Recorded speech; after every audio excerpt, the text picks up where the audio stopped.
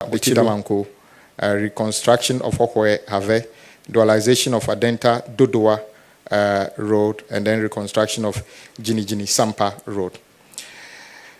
My brothers and sisters, there has also been the need to carry out some strategic projects, and we have started the studies for these projects to ascertain exactly the interventions we needed to do. So to ensure long-term network resilience and regional integration, the ministry is conducting feasibility studies for key projects currently in the, at the design and appraisal stage. 1, a new alignment of Accra-Kumasi Expressway to reduce travel time and enhance safety. And let me repeat, it's a new alignment. It is not an expansion of the existing road. It's not dualization of the existing road. This is a greenfield building a brand new expressway. It probably be the first time in our history we do something like of this scale. 2, Accra Outer Ring Road, and then the Kumasi Outer Ring Road. The Adosu Echiamanfo Bridge to connect Afram Plains and open up vast agricultural land. The pipeline projects are in alignment with the reset agenda's focus on long-term planning, regional equity, and infrastructure-driven job creation, as well as enabling infrastructure requirement for the 24-hour economy to take place. The 5th point I want to talk to you is about a modern tolling regime in Ghana.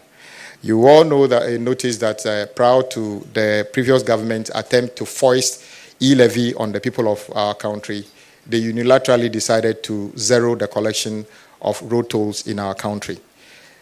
As principled as we are, we spoke against that, even at the time, encouraging government to restore the tolling.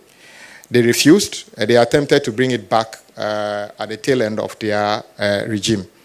We were consistent and principled and asked them to bring it back. And indeed, prior to the election, we made it clear in our manifesto that we'll bring it back.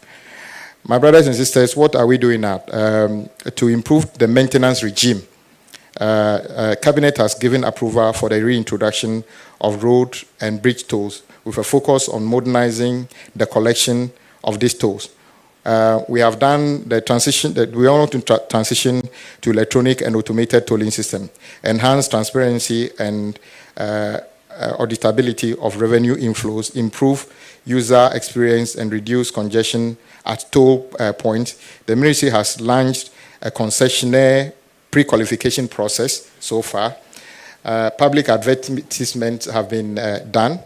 A pre-qualification conference was held on the 3rd of July 2025. 12 firms have submitted applications currently under evaluation. Proposed new toll rates have been submitted to Parliament via Ministry of Finance to determine the rates we are going to be charging when the toll is implemented. We are hoping that this will be based on electronic platform. There will be no physical barriers in on any road, and the tolling would only apply to roads that are engineered, meaning that roads that have been fixed. So we don't intend to put tolls on any rough road and other things. But when we make interventions, then we can toll them to raise more money to maintain that and to fix other roads in the country. The next thing I want to talk about is the issue about what is happening at the ministry now in terms of our burden. You will notice that at the time of transition, the previous government suggested that the total commitment of government at the road ministry was 105 billion Ghana cedi. I doubted that figure anyway, and I said it was around 130 billion. And I asked the ministry to do further work. They came back and told me the total commitment was around 123 billion, 565 million, 454 million, and then 431. At the time this figure was there, the total budgetary allocation to the ministry was just around 3 billion. When were we going to be able to have the resources to do all this road? So currently, the burden we have is over 120 billion. You heard the finance minister talk about commitment, total government commitment of about 164 billion.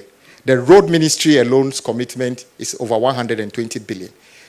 I'm not saying roads are not necessary, but I thought government should have matched the awards with the allocation of resources.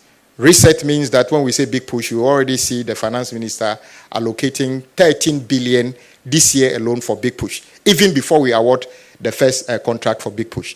This is the reset we are talking about. And the 13 billion does not include the allocation to the Ministry of Road and Highways. It's an additional money meant for the big push. We have our own budget.